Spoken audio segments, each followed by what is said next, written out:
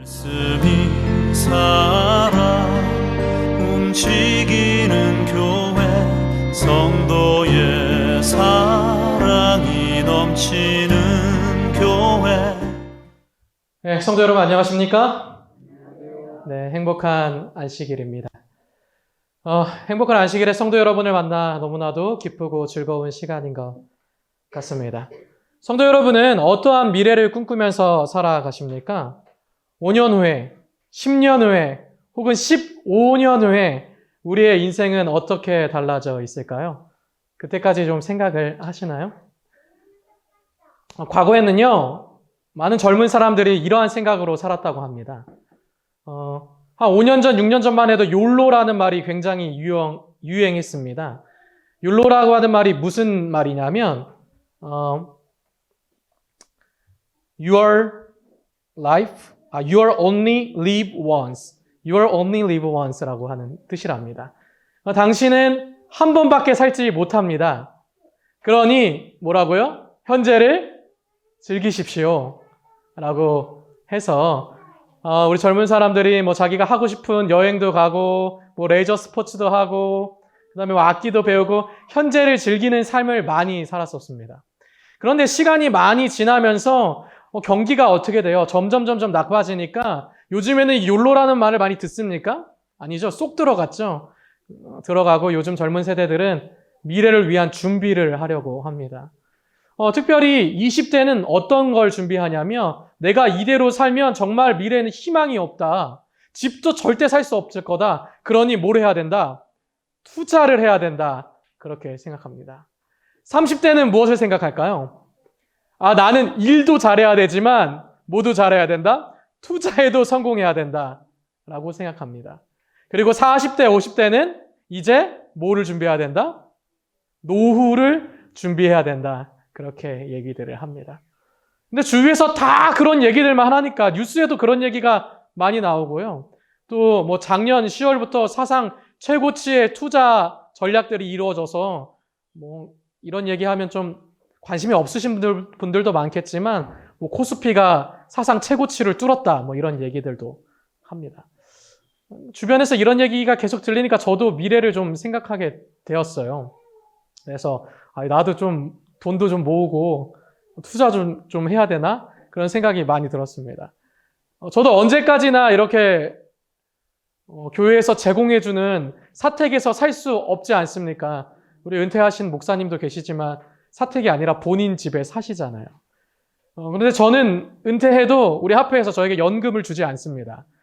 교회가 많이 어려워졌기 때문에 연금 제도는 없어졌어요. 그러니까 제가 알아서 살아가야 되는데 그래서 제가 상상을 해봤습니다. 그러면 나는 어떻게 집 준비를 하고 언제쯤 집을 사서 그래도 좀 평안한 노후를 누려봐야겠다 그런 생각을 했어요. 그런데 그런 생각을 하면서 제 머릿속에 스치는 생각이 무엇이냐면 그럼 나는 언제 집을 살 것인가? 몇 세가 될 것 같아요? 뭐 큰 문제가 없다면 65세 은퇴하고 집을 사야겠죠? 그럼 그때의 나는 어떤 모습일까? 아마 지금은 아주 어린 두 아들과 딸이 있을 텐데 65세가 된다면 이 아들이 다 결혼해서 분가를 했겠지? 다 이제 30살이 되었으니까요. 30살, 28살. 그러면 부모님과 함께 행복하게 살까? 라고 생각을 해보니까 저희 아버지가 저랑 딱 30살 차이가 납니다. 그러면 제가 은퇴할 때 아버지 몇 세이신 거예요? 95세시더라고요. 그 다음에 이야기를 좀 드리기는 어려울 것 같습니다. 그렇지만 100세 시대잖아요. 그렇죠? 100세까지 사신다고 가정을 해도 과연 제가 65세에 집을 살면 그 순간이 행복할까요? 그리고 얼마나 더 행복한 시간들이 이어질까요? 그런 생각을 하니까 저는 왠지 모르게 미래를 준비한다는 이 생각이 서글퍼졌습니다. 슬픈 마음이 들었어요. 인생의 중반, 후반부를 준비하는 그런 삶이 과연 어떤 의미가 있을까? 나에게 과연 행복을 갖다 줄까? 그런 생각이 들었습니다. 성도 여러분, 우리의 미래는요, 행복이 기다리고 있을까요? 아니면 오히려 열심히 준비했는데 행복과는 좀 거리가 먼 삶을 살게 될까요? 저는 오랫동안 행복하지는 않을 것 같아요. 열심히 준비했지만 준비한 것으로 인해서 행복이 다 채워질 것 같지는 않습니다. 그럼 성도 여러분, 우리는 무엇을 준비하면서 살아야 할까요? 우리가 준비해야 되는 것은 무엇일까요? 오늘 하나님께서 우리에게 주신 말씀은 누가복음 12장의 말씀입니다. 누가복음 12장 13절로부터 21절의 말씀을 제가 읽도록 하겠습니다. 무리 중에 한 사람이 이르되 선생님, 내 형을 명하여 유업을 나와 나누게 하소서 하니 이르시되 이 사람아, 누가 나를 너희의 재판장이나 물건 나누는 자로 세웠느냐 하시고 저희에게 이르시되 삼가 모든 탐심을 물리치라. 사람의 생명이 그 소유에 넉넉한 데 있지 아니하니라 하시고 또 비유로 저희에게 일러 가라사대 한 부자가 그 밭에 소출이 풍성하여 심중에 생각하여 가로되 내가 곡식을 쌓아둘 곳이 없으니 어찌할꼬 하고 또 가로되 내가 이렇게 하리라. 내 곡간을 헐고 더 크게 짓고 내 모든 곡식과 물건을 거기에 쌓아두리라. 또 내가 내 영혼에게 이르되 영혼아, 여러 해 쓸 물건을 많이 쌓아두었으니 평안히 쉬고 먹고 마시고 즐거워하자 하리라 하되 하나님은 이르시되 어리석은 자여, 오늘 밤에 내 영혼을 도로 찾으리니 그러면 내 예비한 것이 누구 것이 되겠느냐 하셨으니 자기를 위하여 물건을 쌓아두고 하나님께 대하여 부여치 못한 자가 이와 같으리라. 성도 여러분, 세상을 살아가다 보면요, 모든 일에는 처음이 있고 또 중간이 있고 마무리가 있습니다. 그런데 저는 짧은 인생을 살아왔지만 일에 있어서 가장 중요한 건 처음도 중간도 아니고 마무리가 아닐까 하는 생각이 들었어요. 왜냐하면은 처음과 중간에 아무리 힘들고 어려운 일이 있더라도 때로는 넘어지고 고생을 하더라도 좋은 마무리가 된다면, 그래서 끝이 좋다면 그 어려웠던 기간들은 다 뭐가 되는 거예요? 마지막을 위한 좋은 발판이 되기 때문입니다. 제가 2016년도군요. 여기 필리핀이라고 하는 곳에 가게 됐습니다. 2016년도가 아니네요. 2007년이네요. 네, 2007년에 가게 됐습니다. 2번 가서 제가 잠시 헷갈렸어요. 2006년도에 제가 대학에 들어갔는데 대학에 들어가니까 수업을 영어로 진행하는 수업이 있는 거예요.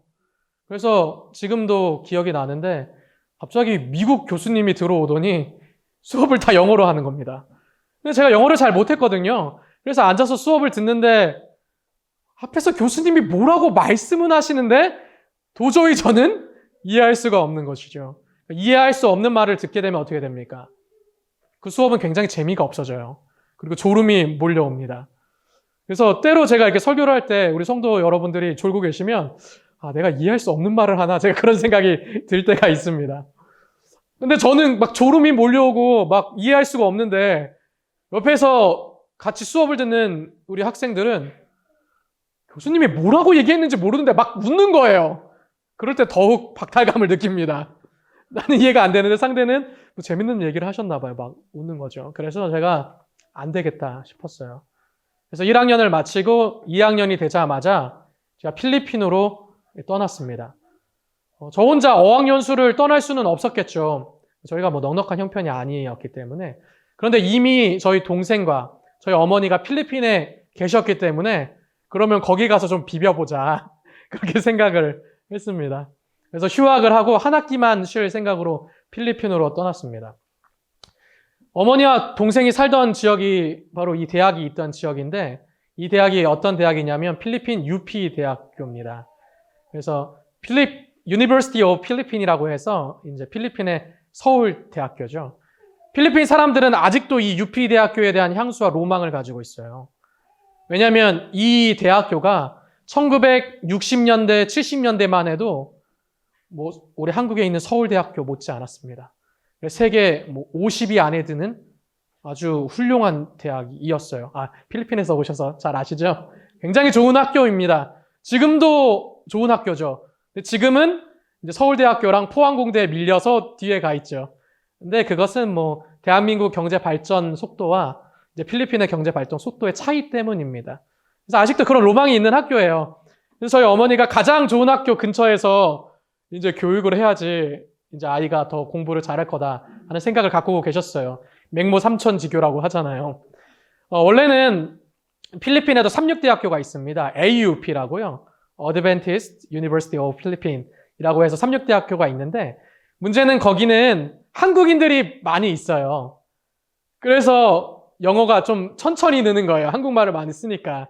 그래서 엄마가 안 되겠다 싶어서 여기로 이사했습니다. 가봤더니 한국인이 있어요, 없어요? 한 명도 없어요. 한국인이 한 명도 없는 이제 이 UP대학교 근처에 이 트레이스라고 하는 사립 고등학교를 보냈습니다. 저도 그 학교에 가봤는데 막 실내 수영장도 있고 막 실내 농구장도 있고 굉장히 좋은 학교예요. 그런데 한국인은 한 명도 없습니다. 덕분에 제 동생이 거기서 영어를 많이 배웠죠. 저도 가서 공부한다라고 하는 명분을 갖고 왔으니까 뭐 관광이나 뭐 노는 것은 못하고 맨날 튜터하고 또 UP대학교 가서 대학교 학생들이랑 이렇게 얘기하고 그러면서 보냈습니다. 그런데 제가 여기 필리핀에 있을 때 저희 할아버지가 굉장히 아프셨어요. 이제 아프기 시작하던 때였습니다. 2007년도인데 그때 할아버지가 이제 암 말기 판정을 받으셨습니다. 그래서 저희 가족들이 다 고민을 했어요. 수술을 해야 될까 말아야 될까. 그런데 의사가 이렇게 얘기하더라고요. 지금 수술을 해도 할아버지가 살 가능성은 거의 없다. 그렇지만 뭐 다들 수술을 한다. 그러면 생명이 조금 연장될 수는 있다. 수술할 거냐? 할아버지께서 그 수술하고 조금 연장하자고 이렇게 하면 남은 인생이 고생만 가득할 것 같다. 그렇게 얘기하시고 수술을 포기하셨어요. 근데 암 말기 판정을 받았는데 그때는 암 말기인데도 막 굉장히 아파하시거나 막 활동을 못 하시거나 그러지진 않으셨어요. 암이 그런 병인가 봐요. 그게 처음에는 잘 모르나 봐요. 그래서 이제 저랑 저희 어머니 또 동생이 어떻게 사는지 궁금하셔서 이제 필리핀으로 여행을 오셨습니다. 아버지도 같이 오셨어요. 그래서 온 가족이 이제 필리핀에 모였죠. 그러니까 온 가족이 왔으니까 이제 뭐 하러 가야 돼요? 관광해야 되잖아요, 관광. 저도 그동안 필리핀에서 아무 데도 못 가봤어요. 제가 가본 거 여기, UP대학교. 그리고 동생이 공부하는 하이스쿨이 전부입니다.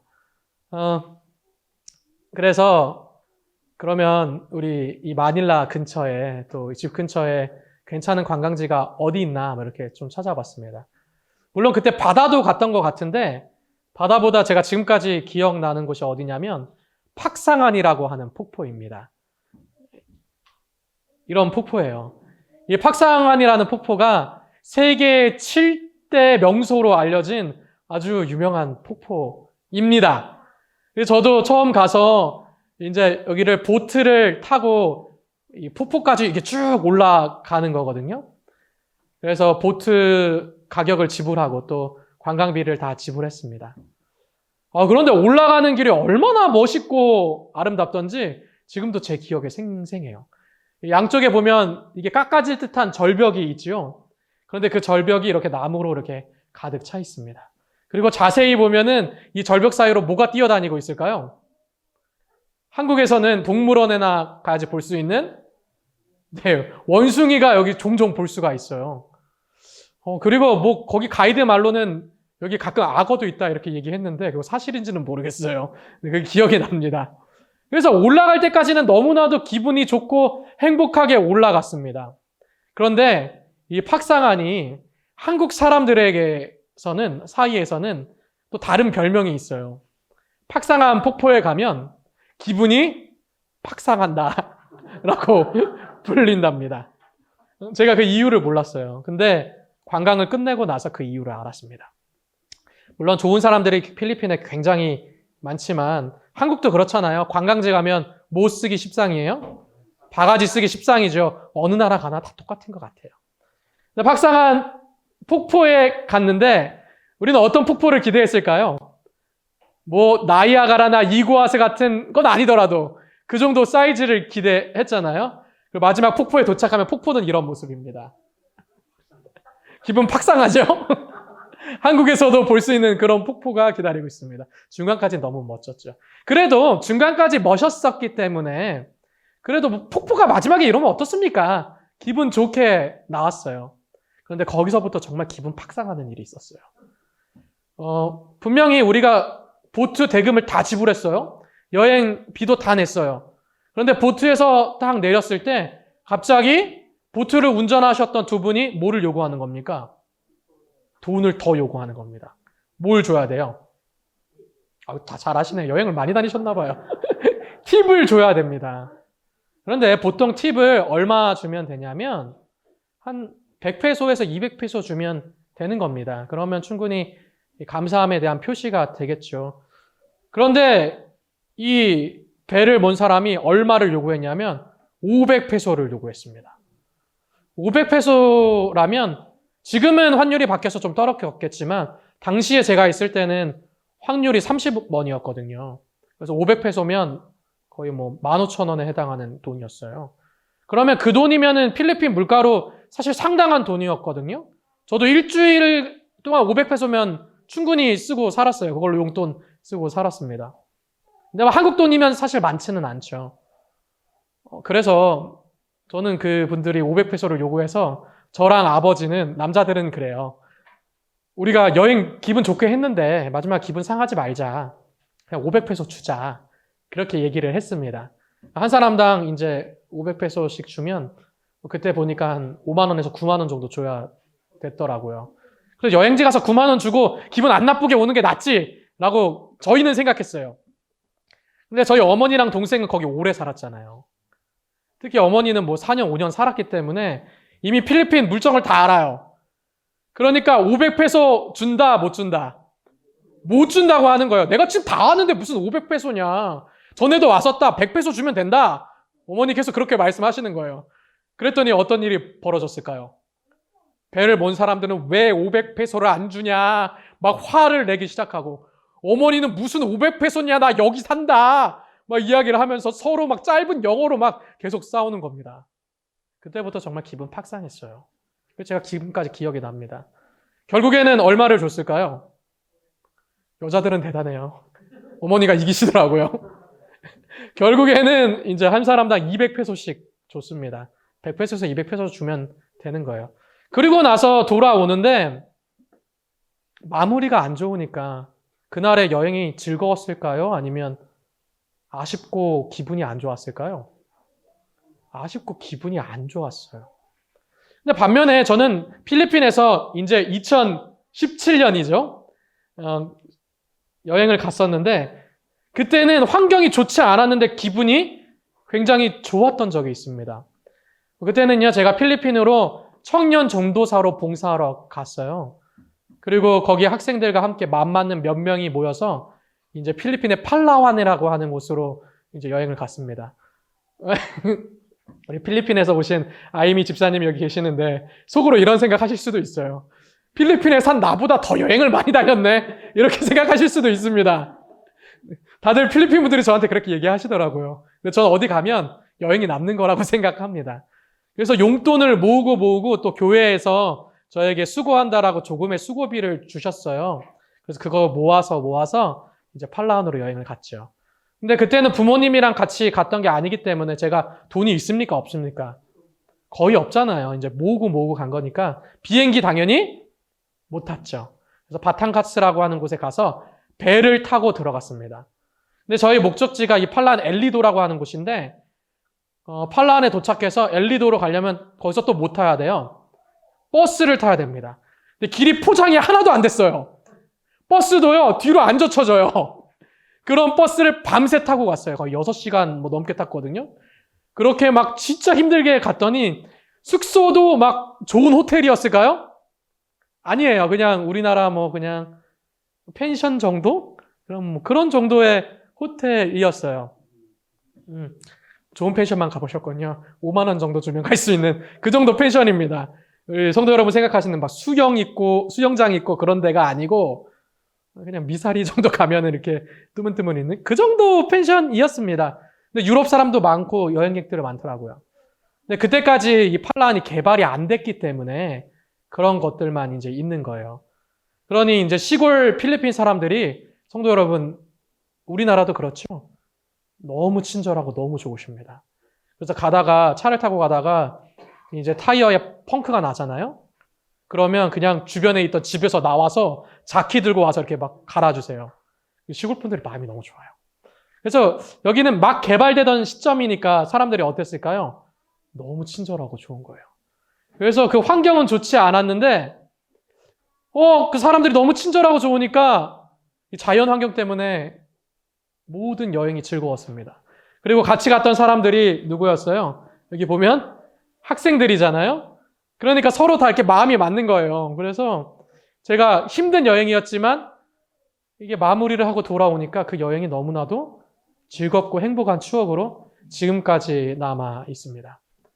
그래서요, 항상 모든 일에는 마무리가 중요하다라고 하는 생각이 들었어요. 그런데 성도 여러분, 우리의 인생도 사실은 이와 크게 다르지 않습니다. 오늘 성경 본문에 한 사람이 예수님을 찾아옵니다. 그리고 예수님께 무엇을 부탁하냐면, 내가 지금 형이랑 유산을 나눠야 되는데 우리 형이 나를 좀 속인 것 같아요. 그러니 유산을 좀 제대로 받을 수 있도록 도와주세요 라고 하는 부탁을 하게 되죠. 돈 문제 가지고 온 겁니다. 예수님 앞으로요. 13절에 이렇게 얘기합니다. 무리 중에 한 사람이 이르되 선생님, 내 형을 명하여 유업을 나와 나누게 하소서. 실물교울에는 이 내용을 더 자세하게 설명해 주고 있습니다. 이 사람은 자기 형이 자기가 받을 목까지 속여 빼앗은 줄로 생각하였다. 그리하여 마땅히 자기가 받을 목이라고 생각되는 것을 찾으려 했다. 그러한 자기의 노력이 실패로 돌아가자 만일 그리스도께서 이 일에 관여하신다면 자기의 목적이 확실하게 달성할 수 있을 줄로 생각했다. 그는 그리스도께서 하시는 감동적인 호소와 서기관과 바리사인들이나 엄숙한 견책을 듣고 만일 이러한 명령적인 말씀을 자기 형에게 하신다면 그는 권리를 침해당한 그에게 그의 몫을 주기를 감히 거절할 수 없으리라고 생각했다. 지금 이 사람이 예수님을 찾아온 목적은 사실 아주 단순합니다. 뭐예요? 그의 인생에 살아가는 준비를 하기 위해서예요. 그 준비는 무엇이냐면 형이랑 유산을 제대로 나누는 것입니다. 더 많이 돈을 받는 것이죠. 그런데 인생의 준비를 잘하기 위해서 예수님을 찾아온 이 사람에게 예수님께서는 뭐라고 말씀하시냐면 그래, 너 인생의 준비 잘하기를 원하는구나. 미래 준비 잘하기를 원하는구나. 내가 유산 잘 받을 수 있도록 도와줄게 라고 말씀하시지 않으시고 누가 나를 너의 재판장으로 삼았느냐? 라고 말씀을 하십니다. 그리고 아주 중대한 교훈을 한 가지 말씀하시죠. 15절에 이렇게 말씀하십니다. 저희에게 이르시되 삼가 모든 탐심을 물리치라. 사람의 생명이 그의 소유에 넉넉한 데 있지 아니하니라. 이 사람은요, 사실 굉장히 가난했던 사람이 아닙니다. 지금 유산을 더 받는다고 삶이 넉넉해지고 행복해지는 사람도 아니었습니다. 그런데 이 사람이 준비해야 되는 그의 인생의 목적은 오직 어디에만 있었냐면 삶의 중간중간에만 있었습니다. 삶의 마무리에는 그의 인생의 목적이 없었던 것이죠. 그런 사람에게 예수님께서는 이렇게 말씀하십니다. 너 인생의 중간중간들을 열심히 준비하는구나. 인생의 과정을 열심히 준비하는구나. 그런데 인생의 과정만 열심히 준비해서는 행복한 결말에 이를 수가 없어. 영원한 영생을 얻고 영원히 행복히 살 수가 없어. 라고 말씀을 하시죠. 오늘날 많은 사람들이요, 지금 이 사람처럼 예수님을 찾아옵니다. 준비 잘 하려고요. 어떤 준비요? 인생에 사는 도중에 준비를 잘하려고 예수님을 찾아옵니다. 그리고 예수님께 이 사람처럼 부탁하죠. 예수님, 제가 지금 30대인데 미래 준비 잘해야 돼요. 지금 서울 집값이 맨날 뛴대요. 이대로 살아가면 평생 돈 모아도 집 못 사겠습니다, 예수님. 그러니 이번에 투자한 주식 잘 되게 해주세요. 10배 뛰게 해주세요. 예수님, 우리 아들 올해 대학 간대요. 그런데 지방대 나오면 힘들어요. 아시죠? 인서울하게 해주세요. 예수님, 제가 사업을 하는데 코로나 때문에 힘들어요. 이대로 가면 사업 접어야 됩니다. 사업 잘 되게 해주세요. 그리고 또 다른 걸 구하나요? 여기서 맞을 때가 굉장히 많다라고 하는 것이죠. 준비를 하는데 어떤 준비만 합니까? 인생의 중간중간에 대해서는 준비합니다. 그러나 인생의 마무리에 대해서는 생각하지 않고 예수님을 찾아오는 것입니다. 저는요, 짧은 목회 생활을 하면서 가장 설교하기 어려울 때가 언제냐면 부모님은 교인이신데 또 가족은 교인인데 예수님을 믿는다고 고백하지 않고 돌아가신 분의 장례식 설교라는 게 가장 어렵습니다. 그럼 제가 거기 가서 뭐라고 얘기할 수 있겠습니까? 물론 제가 그 돌아가신 고인의 생전에도 방문을 종종 하죠. 그리고 성경 공부하자라고도 얘기하고 또 예수님에 대해서도 이야기합니다. 그러나 이 사람이 회심하지가 않아요. 그리고 예수님을 믿는다고 말도 하지 않아요. 그리고 나서 돌아가시면 도대체 무슨 말을 해줄 수가 있을까요? 물론 위독하셨을 때 제가 찾아가죠. 그럼 말씀도 못 하시고 이렇게 눈으로만 보기만 하세요. 그때 제가 예수님 지금이라도 선택하시기를 원합니다. 인생은 마지막이 중요합니다. 지금 회심하면 영생이 기다리고 있습니다. 라고 말해요. 그렇지만 제가 어떤 대답을 듣지 못하잖아요. 그래도 저는 장례식 설교를 할 때 그때 그 순간 회심하셨을 거라고 믿고 설교를 합니다. 그리고 예수님을 믿은 사람에게는 영생과 삶 이후의 행복이 기다리고 있다라고 설교를 합니다. 성도 여러분, 제가 확실히 말씀드리는데요. 제가 이 말씀 말고 다른 위로의 말을 드릴 게 없습니다.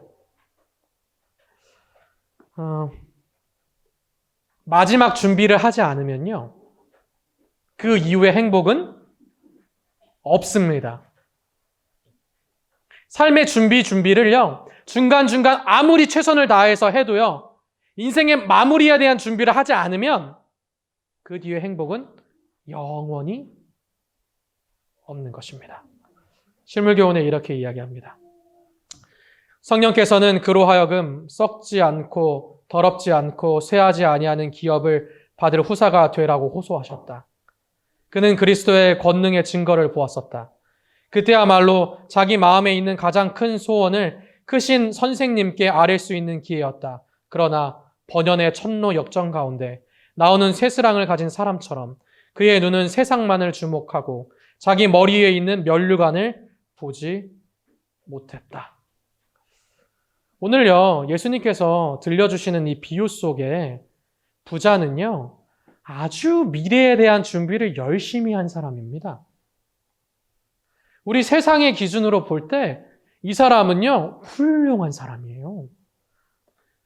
오늘 많은 젊은 세대들이 고민하잖아요. 미래 준비를 어떻게 할까? 그런 고민을 합니다. 오늘요, 17절에 보면 이러한 표현이 나옵니다. 디엘로 지게토라고 하는 표현이죠. 이 표현이 뭐냐면 그 부자가 고심하여 생각하되 라고 하는 표현입니다. 그거를 위하여 심도 깊게 고민하고 생각하고 계획했다는 것입니다. 오늘날의 많은 사람들과 똑같아요. 20대 아주 고민하죠. 내가 어떻게 하면 집을 살 수 있을까? 어떻게 하면 내가 30, 40대가 되었을 때 우리 아이들 교육 잘 시킬 수 있을까? 고민하고 투자합니다. 30, 40대 내가 어떻게 하면 일에도 성공하고 그 다음에 우리 자녀도 좋은 대학 보낼 수 있을까? 고민하고 투자합니다. 40대, 50대 내가 어떻게 하면 은퇴하고 난 다음에 잘 살 수 있을까? 고민하고 투자합니다. 매일 이런 고민으로 살아가요. 그래서요, 뉴스를 보면 우리 뉴스에 요즘에 항상 무슨 얘기만 나옵니까? 서울에서 부동산 가격이 얼마나 올랐다더라. 그때 투자했으면 어떻게 이익을 얻었다. 지금은 거품이 생겼으니 돈을 빌릴 때가 아니고 돈을 아껴서 투자할 때다. 그런 얘기만 계속해서 나옵니다. 어디를 가도 그런 얘기만 합니다. 그런데 그런 고민 속에 지금 이 부자 투자 잘한 사람이에요? 못한 사람이에요? 세상의 기준으로 보면 투자 잘한 사람입니다. 노후 준비 다 했어요. 고민해 보니까 지금 나에게 갖고 있는 자산은 충분합니다. 곡식이 충분해요. 그러니 자산을 잘 안전하게 둘 곳들만 만들면 됩니다. 그래서 안전하게 둘 곳들을 다 만들어 놨어요. 훌륭하죠, 성도 여러분? 성도 여러분, 노후 준비 다 하셨어요? 자산이 가득해서 이제 뽑아 쓰기만 하면 되십니까? 그렇게 되고 싶으셔요? 저는 그렇게 되고 싶을까요? 세상의 사람들은 그런 삶을 꿈꿔요. 그렇게 되기를 원합니다. 그게 나쁘다는 얘기가 아닙니다. 그런데 이 부자 뭐만 생각했어요? 그것만 생각했습니다. 그 인생만 생각했어요. 그런 사람에게 하나님께서는 뭐라고 말씀하십니까? 하나님께서는 이 어리석은 사람아 라고 말씀을 하십니다. 20절에 이렇게 얘기합니다. 하나님이 이르시되 어리석은 자여 오늘 밤에 내 영혼을 도로 찾으리니 그러면 내 예비한 것이 네 것이 되겠느냐 하셨으니 인생의 준비를 잘했어요. 노후 준비 잘했습니다. 자산을 잘 뒀어요. 그런데 하나님께서 그에 대한 평가는 뭐예요? 훌륭한 사람아, 부지런한 사람아 라고 평가하십니까? 뭐라고 평가하셨어요? 어리석은 사람이라고 평가하셨어요. 왜요? 그는 인생의 과정에 대한 준비는 철저히 하였지만 어떤 준비는 안 했습니까? 인생의 마무리에 대한 준비는 안 했습니다. 인생의 마지막에 대한 준비는 전혀 하지 못했습니다. 그래서 하나님께서 그에게 어리석은 사람이라고 외칩니다. 왜냐하면 인생의 마지막을 준비하지 않은 사람에게는 더 이상의 영원한 행복은 없기 때문입니다. 영생은 없기 때문입니다. 그래서 그는 어리석은 사람입니다. 성도 여러분, 우리는 어떤 사람입니까? 우리는 지혜로운 사람입니까? 어리석은 사람입니까? 성도 여러분, 지혜로운 사람이십니까? 몇 분만 지혜로우신 분이면 안 돼요. 노년 준비를 다 열심히 하셨잖아요. 그게 다가 아닙니다. 뭘 준비해야 됩니까? 인생의 마무리를 준비해야 됩니다. 오늘 안식일학교에도 그런 구호를 외쳤던 것 같아요. 까먹으셨다가, 잊어버리셨다가, 우리 잊어버렸으니까 이 구호 꼭 외치자! 이렇게 마무리를 하시더라고요. 뭐였습니까?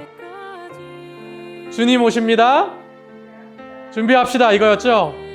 오늘 제 설교도 그걸로 마치면 될 것 같습니다. 제가 주님 오십니다 라고 외치면 우리 성도 여러분들 라고 대답해 주시면 감사하겠습니다. 해보겠습니다. 주님 오십시다. 다시 해보겠습니다. 마음이 급해요. 빨리 준비하고 싶어서 그런 것 같아요. 제가 해보겠습니다. 주님 오십니다. 더 크게 해봐요. 주님 오십니다. 네, 우리 준비해야 됩니다. 우리 인생에서 가장 중요한 준비는 어떤 준비입니까? 예수님 만날 준비입니다. 저는 확신합니다. 우리 얼마 되지 않아 여기 계신 성도 여러분들 다 100년 안에 우리 예수님 만나실 것입니다. 왜냐하면 우리의 인생이 짧기 때문입니다. 제가 언제 예수님 오실지 기간을 정해둔 게 아니지만 저와 여러분의 인생이 다 정해져 있습니다. 우리 다 100년을 넘지 못할 거예요. 저도 마찬가지입니다. 그러면 그때 우리가 어떻게 해야 되겠습니까? 아까 우리 구호 외쳤잖아요. 주님 오십니다. 준비합시다 하셨잖아요. 그때 예수님께서 다시 오셨을 때 인생의 마무리 준비를 잘해서 예수님께서 우리의 이름을 부르실 때 주님 준비됐습니다 라고 대답하시는 저와 성도 여러분이 되기를 간절히 바라면서 오늘 말씀을 줄이도록 하겠습니다.